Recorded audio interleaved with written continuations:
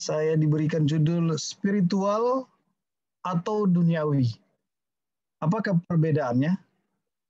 Ini sebuah judul yang merupakan pertanyaan juga. Apakah perbedaannya?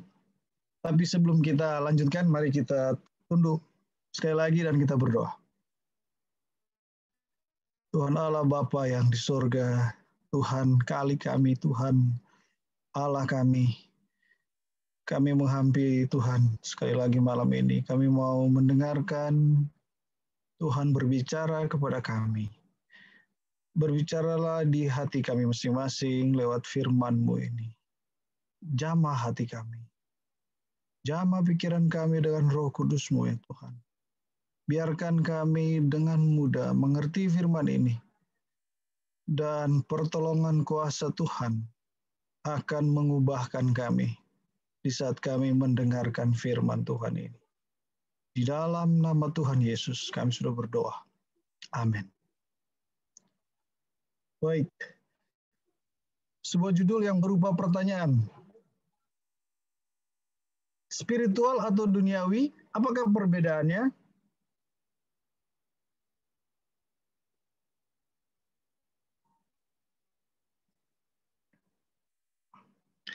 Kalau dilihat dari judul ini, saya coba renungkan apa maksudnya judul ini. Spiritual atau duniawi? Apa maksudnya bagi kita? Apa pentingnya pelajaran ini di dalam perjalanan kita ke surga? Saat ini saya yakin dan percaya kita semua dalam persiapan menuju kerajaan surga ya. Dan kenapa ini penting? Spiritual atau duniawi? Kenapa penting saudara-saudara? Rupanya ketika saya coba renungkan ya, dua pilihan ini harus kita buat dalam hidup kita. Dan prosesnya itu bukan merupakan proses yang instan atau proses yang dibuat sekali seumur hidup. Ini adalah proses sepanjang kita masih bernafas ya. Ketika kita memilih A akan ada konsekuensi. Ketika memilih B ada konsekuensi. Ketika kita memilih spiritual atau rohani kita ada konsekuensinya. Demikian juga dengan duniawi ya. Dan saya memberikan kesimpulan spiritual atau duniawi ini adalah merupakan label. Saudara tahu label ya? Atau cap. Cap yang Tuhan atau Alkitab berikan kepada kita manusia. Kita akan lihat sebentar apa maksudnya. Label yang Alkitab berikan kepada kita manusia yang dibagi di dalam dua kelompok ini saja. Spiritual atau duniawi. Dan label ini akan muncul, akan nyata, tergantung kepada atau akan melekat kepada manusia, tergantung kepada buah-buahnya, sikapnya. Ya. Jadi label rohani atau duniawi ini akan muncul di dalam setiap diri manusia tergantung dari hasil yang muncul ya. Jadi masing-masing ini punya ciri khasnya sendiri saudara-saudara. Malam hari ini kita akan melihat ciri khas dari label ini, label yang melekat kepada setiap manusia. Sebelum kita lihat ke dalam, kalau boleh saya berandai-andai kepada kita semua atau mau bertanya. Kalau di gereja mungkin saya akan langsung menanyakan, tapi mungkin di Zoom ini agak susah kayaknya. Kalau saya berandai-andai bertanya, saudara diberikan kesempatan memilih, label mana yang saudara mau miliki? Apakah rohani atau duniawi? Saya yakin dan percaya tidak ada dari kita pada malam hari ini akan memilih label atau cap duniawi. Betul ya? Betul, Bro Robi ya. Nah, di layar saya terlihat Bro Robi soalnya. Kita pasti akan memilih label rohani dalam diri kita manusia. Tetapi coba kita renungkan, apakah pilihan saya atau kemauan saya itu memang nyata atau faktanya apakah demikian? Tidak, saudara-saudara. Sebentar saudara-saudara akan jawab masing-masing dalam hidup kita. Setelah kita dengarkan firman Tuhan ini kita akan jawab. Ketika saya menyimpulkan pelajaran ini, saya melihat, oh, label ini dimiliki oleh saya dan saudara bersama-sama saat ini. Saya tidak tahu saudara setuju dengan saya apa tidak, tetapi saya bisa katakan label ini masih melekat dalam diri saya dan saudara bersama-sama saat ini. Kenapa? Kenapa? Karena saya dan saudara masih hidup di atas dunia ini, masih bergumul dengan dunia ini ya. Tetapi ada pelajarannya nanti ya. Ada pelajarannya nanti, walaupun kedua-duanya ini suka muncul, tetapi ada hal yang harus kita lakukan, ada hal yang harus kita perjuangkan, terlebih yang tadi saya katakan tadi. Kerinduan kita untuk memiliki label rohani ini harus kita perjuangkan dalam hidup kita. Baik. Ayat temanya di dalam 1 Korintus 2 ayat yang ke-16. Tetapi kami memiliki pikiran Kristus. Tetapi kami memiliki pikiran Kristus. Apa maksudnya saudara-saudara? Sebelum kita lihat ke dalam,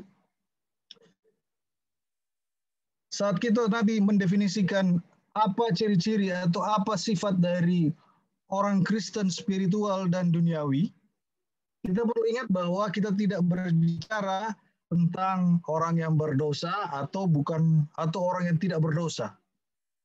Baik orang berdosa, baik orang rohani maupun duniawi, kedua-duanya label itu adalah orang berdosa yang membutuhkan juru selamat. Dan kebenaran kita hanya datang dari Dia. Nah, pelajaran yang saya lihat di dalam pelajaran ini adalah ini berbicara orang Kristen, saudara. Ini bukan berbicara orang non-Kristen. Jadi ini berbicara orang Kristen, atau saya juga bisa lebih persempit, ini berbicara tentang orang Kristen Advent. Saya tahu semua ikut join ini adalah orang Kristen Advent. Sorry, saya sampaikan seperti itu ya. Tetapi ada perbedaan rupanya ya. Ada orang Kristen Advent spiritual dan orang Kristen Advent duniawi. Ya. Tapi kita akan lihat sebentar pengertian masing-masing. Tapi ini lagi ya, saya tekankan lagi bahwa tidak berbicara orang yang tidak berdosa atau berdosa. Sama-sama orang berdosa. Mari kita akan coba lihat dua tipe anggota gereja. Dua tipe anggota gereja saat ini. Yaitu anggota gereja rohani dan anggota gereja duniawi. Apa maksudnya saudara-saudara? Mari kita lihat cirinya. Karena judulnya apa perbedaannya. Sudah pasti kita akan lihat ciri khasnya. Mari saudara baca. Jadi ciri yang pertama adalah anggota gereja rohani. Apa ciri-cirinya atau apa tanda-tandanya? Yang saudara-saudara bisa baca adalah pertama, orang Kristen yang rohani adalah orang Kristen yang benar-benar bertobat. Meskipun dia terlahir sebagai orang berdosa, dia disebut sebagai orang rohani. Karena ya, sebelum lanjut, jadi orang Kristen yang benar-benar bertobat. Nah, ini sekalian langsung kita renungkan. Ciri anggota gereja rohani adalah orang yang bertobat dari dosa. Orang yang sungguh-sungguh mau meninggalkan dosa. Oke. Dan dia disebut orang rohani karena apa katanya? Karena dia memiliki hubungan yang hidup dan bertumbuh dengan Roh Kudus. Dia memiliki pikiran atau roh Kristus. Jadi ciri yang kedua adalah orang-orang yang disebut orang anggota gereja rohani adalah orang yang memiliki hubungan yang hidup, saudara. Hubungan yang hidup ini berarti hubungan yang terus-menerus setiap hari. Hubungan yang dekat dengan Kristus, dan dengan Roh Kudus. Ya. Kemudian yang berikutnya adalah Yesus adalah pusat kehidupan anggota gereja rohani ini. Apa maksudnya? Yesus memerintah di dalam hati mereka dan menentukan prioritas mereka. Mereka menyerahkan diri sepenuhnya kepada Yesus. Meskipun menghadapi kemunduran dan godaan, mereka ini tetap memandang kepada Yesus. Kemudian selanjutnya, dalam konteks jemaat di akhir zaman atau jemaat Laodikia, orang atau anggota gereja rohani disebut panas. Artinya apa? Mereka memiliki semangat rohani. Ya, saudara ingat ya, jadi di dalam Laodikia hanya ada dua sifat. Kalau tidak panas, dingin. Tetapi orang Laodikia ada di tengah-tengah. Kalau tidak panas, dia tidak dingin. Jadi di tengah-tengah, itulah jemaat di akhir zaman ini ya. Itulah saudara dan saya. Kemudian dalam perumpamaan 10 gadis, mereka ini disebut orang yang bijaksana.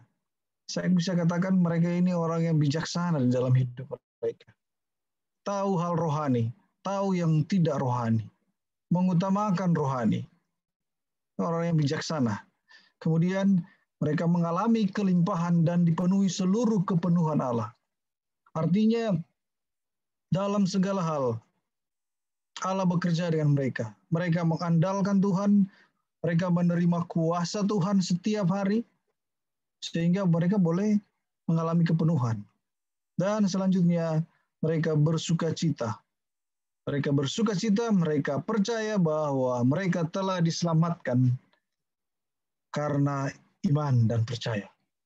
Dari buku ini, inilah ciri anggota rohani. Ada berapa ini? Ada 7 ya.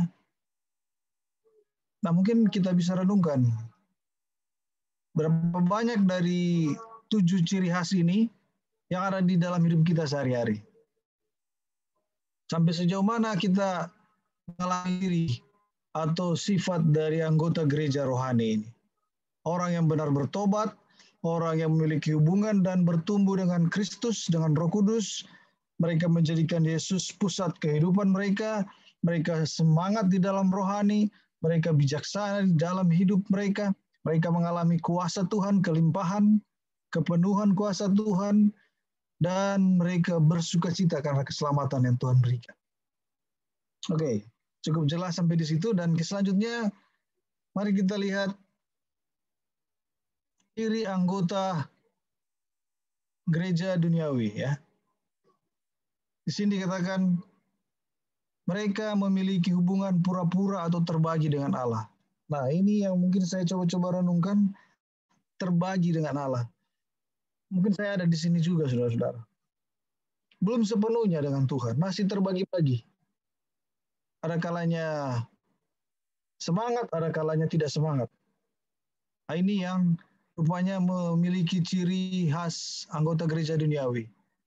Sebabnya Tuhan katakan, lebih baik kamu dingin atau kamu panas kalian. Kalau tidak, aku akan memuntahkan engkau. Jadi Tuhan minta kita, kalau kita setengah-setengah, rupanya masih kategori anggota gereja duniawi. Ya. Yang kedua, secara diam-diam atau terbuka, tidak peduli dengan Roh Kudus. Tidak mau mengandalkan kuasa Roh Kudus. Nah, saudara-saudara di posisi mana, saudara-saudara? Apakah saudara-saudara sering tidak meminta kuasa Tuhan, kuasa Roh Kudus dalam hidup saudara? Mengandalkan kuasa Roh Kudus bekerja dalam hidup saudara. Kemudian, ini, terdapat iri hati dan perselisihan. Barangkali ini secara tidak sadar muncul dalam hidup kita ya. Sekalipun kita disebut tadi orang Kristen, apalagi orang Kristen Advent. Saya mudah di situ juga, saudara-saudara. Masih orang Kristen duniawi. Hidup menurut daging hawa nafsu. Merasakan ketidakpuasan, kekecewaan, atau kurangnya tujuan dalam kehidupan rohani mereka. Mereka bersikap apatis terhadap hal rohani. Apatis artinya bersikap acuh tak acuh. Kemudian mereka merasa bangga dengan posisi penting mereka di gereja. Waduh, ini suatu hal juga yang harus kita renungkan ya.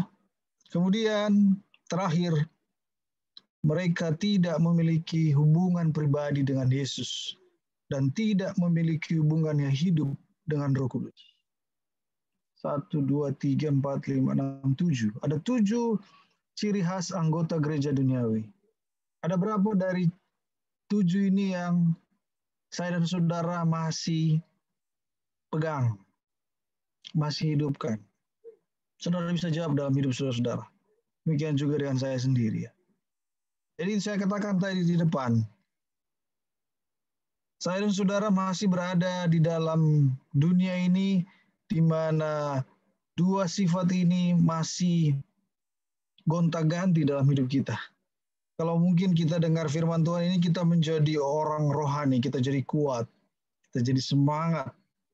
Tapi apakah besok kita masih memiliki hal yang sama dalam pikiran kita? Roh Kudus masih terus bekerja dalam pikiran kita? Apakah kita masih merasakan Tuhan menguasai hidup kita, kita bergantung sama Tuhan? Atau mulai pikiran manusia kita menguasai kita? Atau keinginan daging kita menguasai kita? Hawa nafsu, ketidakpuasan, baik ketidakpuasan di gereja, ketidakpuasan mungkin di rumah tangga, perselingkuhan, kesombongan rohani, kesombongan hal-hal lain, kebanggaan, atau bahkan kita sikap terhadap hal-hal rohani. Dan akhirnya kita tidak memiliki hubungan dengan Yesus. Inilah 2 perbedaan dari judul yang kita bisa dapatkan pada malam hari ini. Jadi saya coba summarize saja tadi. Jadi inilah yang muncul ringkasan dari perbedaan antara anggota gereja yang rohani dan anggota gereja yang duniawi. Kesimpulan. Jadi saya sudah sederhanakan dan langsung kita pada kesimpulan atau kepada prakteknya. Yang pertama,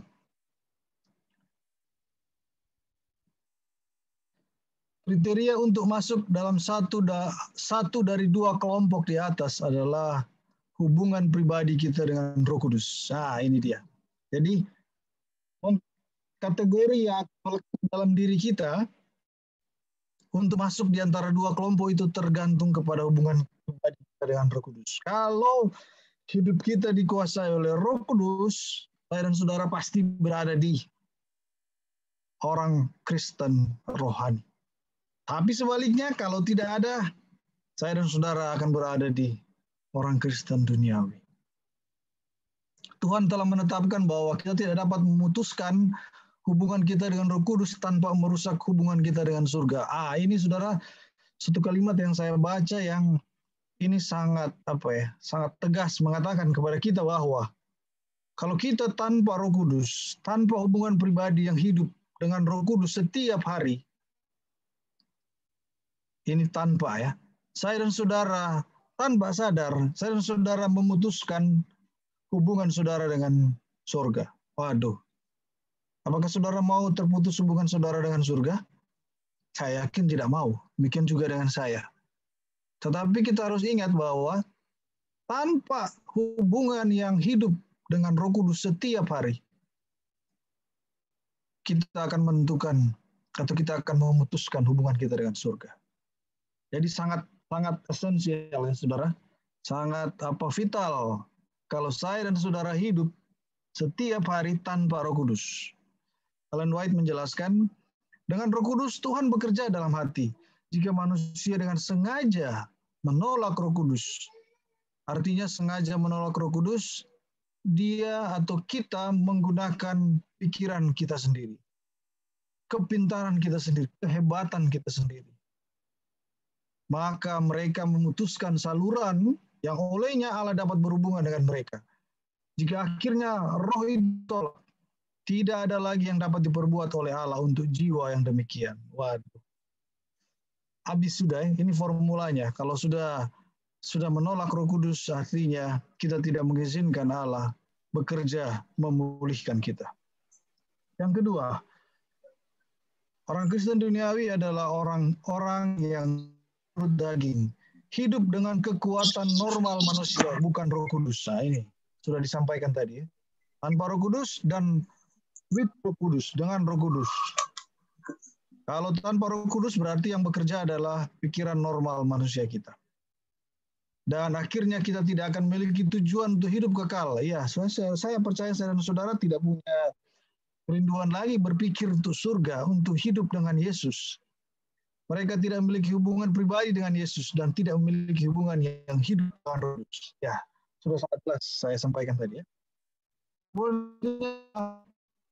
Ini yang perlu saya sampaikan juga bahwa label ini, label rohani dan duniawi, saya dan saudara tidak punya hak untuk melabel sesama anggota gereja kita, saudara. Ketika kita belajar malam hari ini, saya dan saudara tidak bisa mencap orang-orang di gereja kita. Oh, dia itu, kalau dia punya kelakuan begitu, dia masih duniawi dia. Oh, dia sana, rohani dia. Jangan, saudara. Buku ini mengatakan kita tidak punya hak untuk melabel sesama anggota gereja. Satu-satunya orang yang harus saya evaluasi atau yang kita evaluasi sebagai manusia spiritual, manusia rohani atau manusia duniawi adalah siapa, saudara? Diri saya sendiri. Diri saudara sendiri. Diri saya sendiri. Allah dapat bekerja di hati orang lain dan tidak membutuhkan saya untuk menempelkan label pada sesama anggota gereja. Jangan jadi hakim kepada orang lain.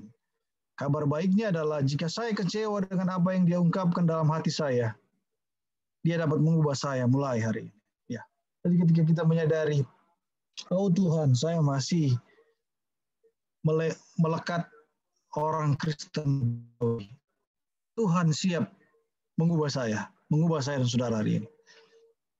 Yang berikutnya, evaluasi diri saudara, apakah kita termasuk orang Kristen duniawi apa tidak? Atau rohani? Berhati-hatilah dan mulai hidup baru sekarang. Kalau kita sudah sadar katanya, mulai hidup baru sekarang. Banyak orang Kristen duniawi berada dalam kondisi ini tanpa disadari. Aduh, bahaya saudara. Saya sendiri baca ini, waduh bahaya ya. Kalau kita harap kita rohani, tetapi pada kenyataannya kita tidak rohani, kita justru masih menunjukkan tadi ciri-ciri orang duniawi, saya dan saudara dalam bahaya. Ya, karena saya dan saudara tidak akan siap ke surga, itu artinya. Jadi banyak orang Kristen duniawi berada dalam kondisi tanpa disadari. Ya, saudara ya. Jadi, apalagi orang, mungkin saudara itu pegawai di dalam jemaat. Oh, kita sudah bekerja keras. Saya sudah buat ini, buat itu. Saya sudah memberi ini, memberi itu. Saya sudah pasti orang yang rohani. Padahal yang Tuhan lihat bukan itu ya. Yang Tuhan lihat adalah kehidupan yang diubahkan oleh Roh Kudus. Kemudian Tuhan mengundang saya dan saudara untuk beristirahat dalam pengharapan yang kokoh akan hidup kekal. Tuhan mau pikiran kita ditaruh kepadanya untuk memikirkan masa depan, memikirkan pengharapan yang jauh lebih kekal. Pengharapan yang terbesar dalam hidup kita. Dan saya coba kasih juga gambar ini kepada kita. Saya sebut dengan neraca hidup orang Kristen menuju surga. Ada timbangan, satu anggota gereja duniawi, satu anggota gereja rohani. Dan saudara-saudara lihat di bawah, di setiap timbangan ini, anak timbangan ini ada ciri-cirinya. Anggota gereja duniawi, ciri-cirinya saudara bisa baca. Percabulan, kecemaran, hawa nafsu, penyembahan berhala, sihir, perseteruan, perselisihan, iri hati, amarah, kepentingan diri sendiri, percederaan, roh memecah belah. Sebaliknya anggota gereja rohani adalah buah-buah roh di sini. kasih, sukacita, damai sejahtera, kesabaran, kemurahan, kebaikan, kesetiaan, kelemah lembutan, dan penguasaan diri. Dua sifat ini berperang dalam hidup kita setiap hari. Ya. Jadi perangan dalam hidup kita setiap hari. Di mana atau apa yang akan muncul dalam hidup kita. Tetapi, buatlah setiap hari mana yang lebih menonjol dalam hidup kita. Kita buat evaluasi, buatlah evaluasi. Tujuan utamanya adalah, evaluasi kita adalah semakin lama anggota gereja rohani harus semakin menonjol. Semakin menonjol dan semakin kuat. Dan anggota gereja duniawi semakin hari semakin hilang. Nah, ini yang saya katakan tadi, saudara. Walaupun saya dan saudara punya kerinduan untuk memiliki label anggota gereja Kristen yang rohani, tetapi di saat yang sama saya dan saudara masih juga ya melekat ini anggota gereja duniawi dengan ciri-cirinya seperti yang sudah disebutkan. Tetapi setiap hari kita perlu bekerja sama dengan Tuhan, perlu berperang dengan mengandalkan Tuhan, sehingga lama-kelamaan sifat anggota gereja Kristen rohani ini akan lebih kuat, akan lebih menonjol katanya. Dan sifat anggota gereja duniawi kita akan semakin hari semakin hilang. Amin, saudara ya. Semakin hari semakin hilang. Dan akhirnya kita pada malam hari ini. Rasul Paulus katakan di dalam 1 Korintus 3 ayat 1-3, dan aku, saudara-saudara, pada waktu itu tidak dapat berbicara dengan kamu seperti dengan manusia spiritual, tetapi dengan manusia duniawi yang belum dewasa di dalam Kristus. Susulah yang kuberikan kepadamu, bukanlah makanan keras, sebab kamu belum dapat menerimanya. Dan sekarang pun kamu belum dapat menerimanya, karena kamu masih manusia duniawi. Sebab jika di antara kamu ada iri hati dan perselisihan, bukankah hal itu menunjukkan bahwa kamu manusia duniawi dan bahwa kamu hidup secara manusiawi? Dan doa kita mungkin malam hari ini akan seperti ini. Ya Tuhan, terima kasih telah memasukkan kata masih di dalam teks ini. Karena ini mengingatkan kami bahwa kami tidak harus tetap berada di dalam situasi ini. Kami ingin Tuhan mengubah kami hari ini. Terima kasih atas kesembuhan dari iri hati, perselisihan, dan perpecahan saat kami hidup di dalam Roh Kudus. Dan doa yang kedua adalah Yakobus 4 ayat 2 dan 3. Kamu tidak memperoleh apa-apa karena kamu tidak berdoa. Atau kamu berdoa juga tapi kamu tidak menerima apa-apa karena kamu salah berdoa. Sebab yang kamu minta itu hendak kamu habiskan untuk memuaskan hawa nafsumu. Jadi mungkin dalam doa kita kepada Tuhan meminta kuasa Tuhan, ada motif-motif yang egois, ada motif-motif kesombongan rohani. Itu sebabnya doa kita akan seperti ini. Bapa, kami hidup di dalam kemiskinan rohani karena kami tidak meminta, atau kami meminta dengan motif manusiawi yang egois. Tolong ubah doa kami dan bimbing kami dengan Roh Kudus. Nah, inilah yang boleh menjadi renungan kita pada malam hari ini atas pertanyaan